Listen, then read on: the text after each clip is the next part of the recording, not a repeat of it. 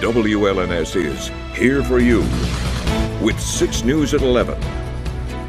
It could be a tricky drive across mid-Michigan this evening as some freezing rain moves in.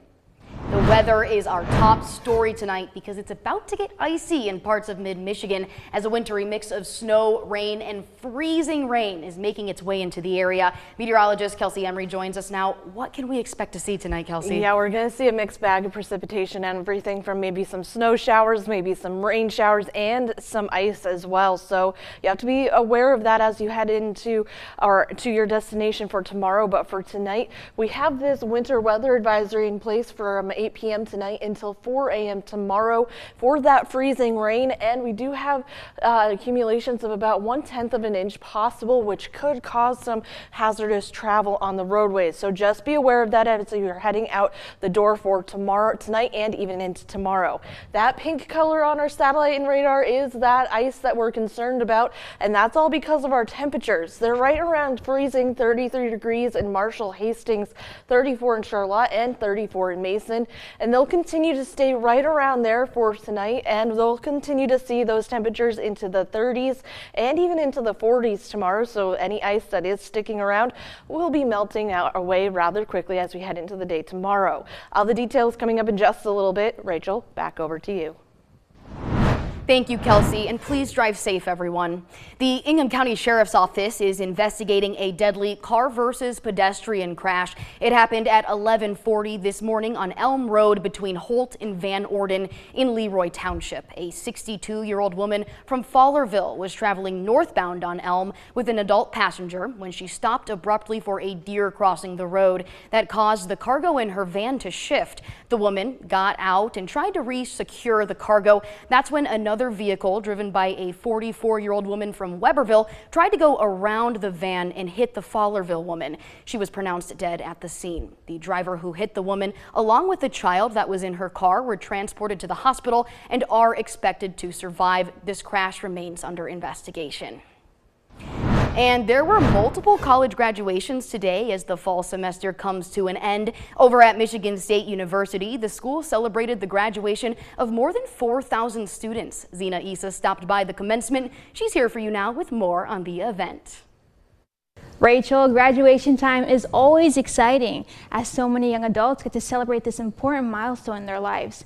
And at such a big school like MSU, graduates came from across the globe representing all 50 states, along with 66 countries. And when it comes to Michigan, which has 83 counties, graduates accounted for 73 of them today. There were multiple ceremonies today for MSU, and they all took place at Brassland Students Event Center in East Lansing. Friends and families filled the arena to honor the achievements of their loved ones. For many international students, even those who couldn't be with their families, they had special support in the crowd too.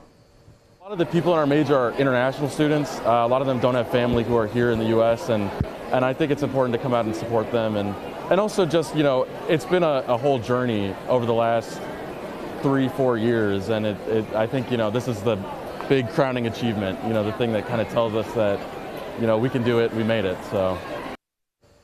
Notable speakers included MSU alumni who have made their mark in their fields, as well as student speakers, including 6 News' very own Tessa Kresh, who were handpicked to farewell their fellow classmates. The commencement ceremony was live streamed and viewers could follow the events on social media using hashtag SpartanGrad24. Congratulations to all the graduates. Rachel, back to you.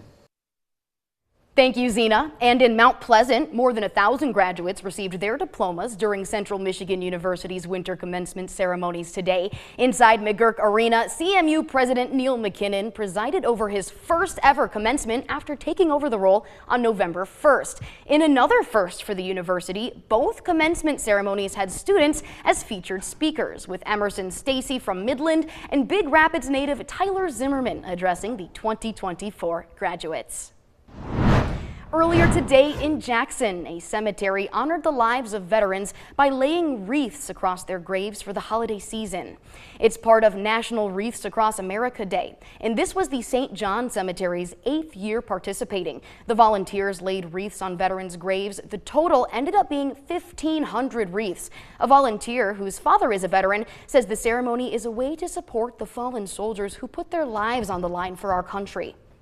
Do this for my father. I know the community gathers with their loved ones on their minds and in their hearts to do it for their loved ones. It's just a way to get our hearts prepared for Christmas, to thank them for their service.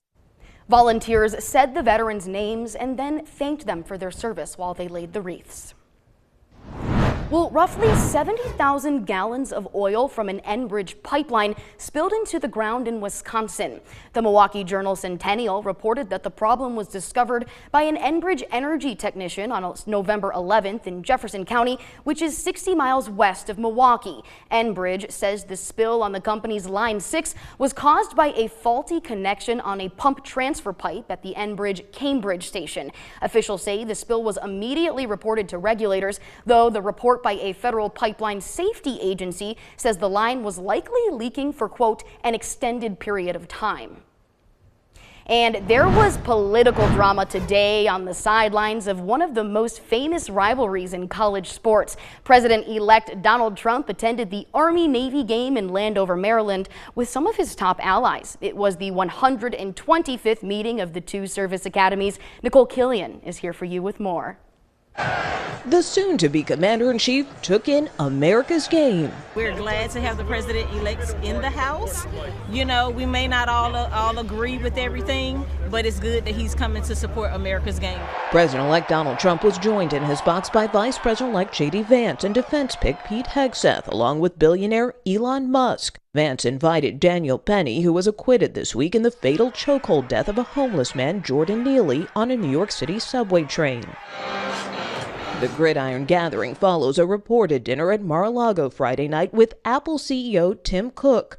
Other tech CEOs and companies courted the incoming president with cash, pledging million-dollar donations to his inaugural fund. With just over a month until taking office, several of Trump's cabinet selections remain under scrutiny. That includes health pick Robert F. Kennedy Jr., whose advisors submitted a petition to the FDA to revoke approval of the polio vaccine. Senate Minority Leader Mitch McConnell, a polio survivor, warned the prospective designee, who will be on Capitol Hill next week, to steer clear of such views, calling them dangerous. I took a polio shot in the 1950s. All right, polio, the shot seems to prevent. So anything that's good, you should keep. I don't think he'll get rid of the vaccines. I think he just wants to make our country more healthy. The president-elect has made more personnel announcements. He named former California Congressman Devin Nunes, who runs his Truth Social platform, to lead a presidential intelligence advisory board. Nicole Killian, CBS News, West Palm Beach, Florida. From Storm Tracker 6, this is Weather First, sponsored by Auto Owners Insurance. Simple human sense.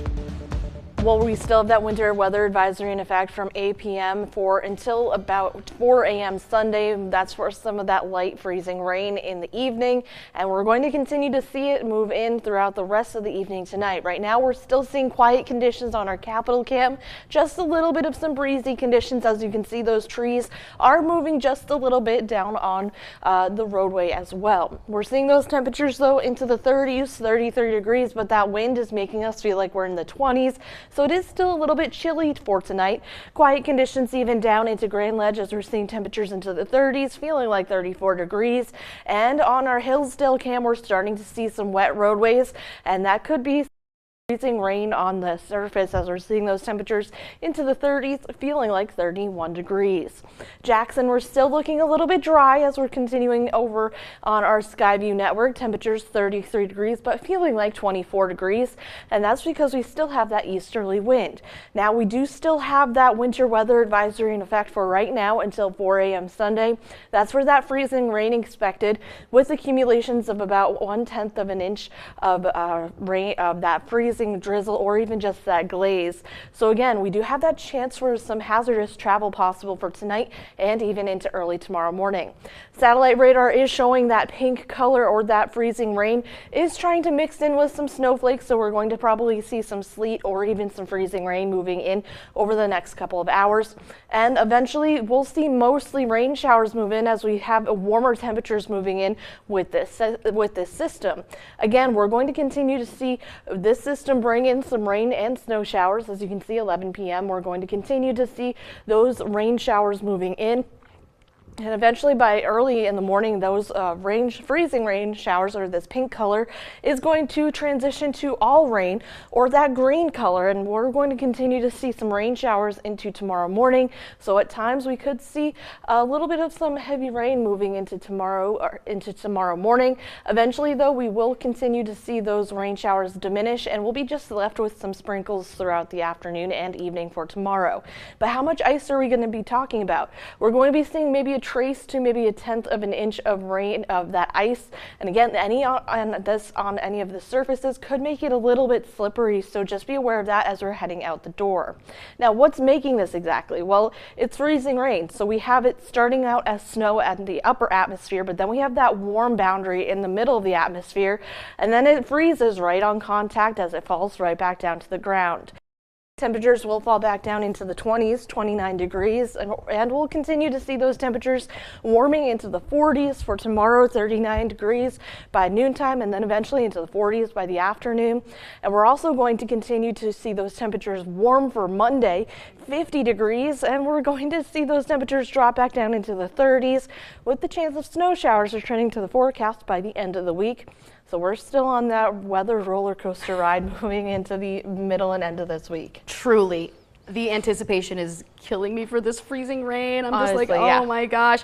But Yeah. what was your saying again? I mean, I say To be safe. walk like a penguin and like a drive like a grandmother, because if you want to drive slow, Yes. it just makes you not have any accidents. And same with walking like a Absolutely. penguin, just like Yeah. taking it slow, waddling, like, yeah. Just take it easy, Yeah. and don't be afraid to put those hazards on. You know, if you are driving slow, it makes you more visible on the road. Exactly. Very Just important. take it safe. Yes. Thank you, Kelsey.